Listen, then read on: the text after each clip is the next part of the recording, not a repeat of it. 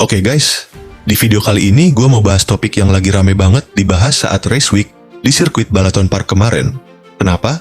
Karena di kelas Moto3 dan MotoGP kemarin sama-sama terjadi crash massal yang melibatkan banyak rider. Tapi, keputusan race direction bener-bener kontras banget. Yuk, kita bedah kenapa nasibnya bisa beda jauh. Pertama, kita bahas dulu crash horror yang terjadi di kelas Moto3. Banyak yang nanya, kenapa pas insiden ini terjadi, race direction langsung sigap mengibarkan red flag.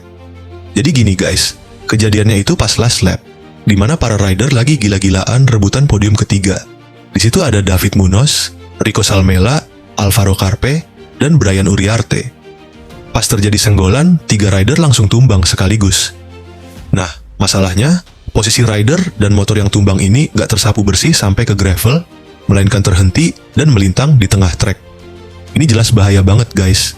Apalagi rombongan yang crash ini bisa dibilang rombongan tengah, karena di depan cuman ada David Almanza dan Maximo Quiles. Kebayang gak? Di belakang rombongan yang jatuh ini, masih banyak banget rider lain yang lagi memacu motornya dengan kecepatan penuh.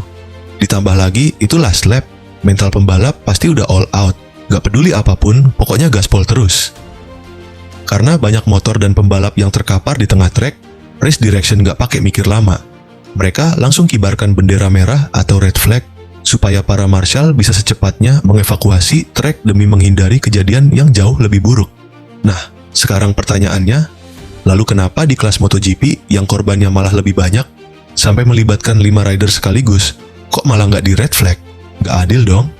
Eits, tunggu dulu. Kasus di MotoGP kemarin beda cerita guys. Insiden itu terjadi pas sesaat setelah start, tepatnya di tikungan pertama. Bedanya, pas terjadi crash bowling effect ini yang dipicu oleh Jorge Martin kemarin, semua pembalap beserta motornya langsung meluncur dan tersapu bersih ke area gravel.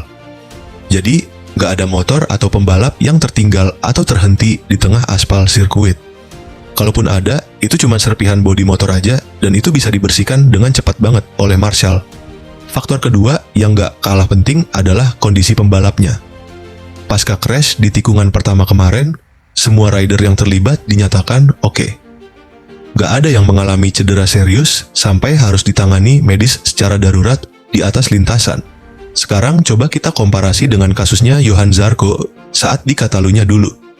Kasusnya mirip nih, sama-sama terjadi selepas start dan di tikungan pertama. Tapi kenapa di Catalunya waktu itu langsung red flag?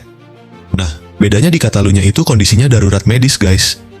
Pas kecelakaan terjadi, kaki Zarco sampai terjepit di bagian roda belakang motornya Pecco. Otomatis Zarco nggak bisa bergerak dan para marshal beserta tim medis harus langsung melakukan tindakan penyelamatan darurat saat itu juga. Karena proses evakuasinya memakan waktu dan posisinya di zona berbahaya, race direction menilai sirkuit nggak aman untuk lanjut. Makanya langsung keluar bendera merah atau red flag. Nah, sekarang udah jelas dan paham kan bedanya? Jadi semua itu murni karena faktor posisi motor pasca crash dan kondisi keselamatan si pembalap itu sendiri.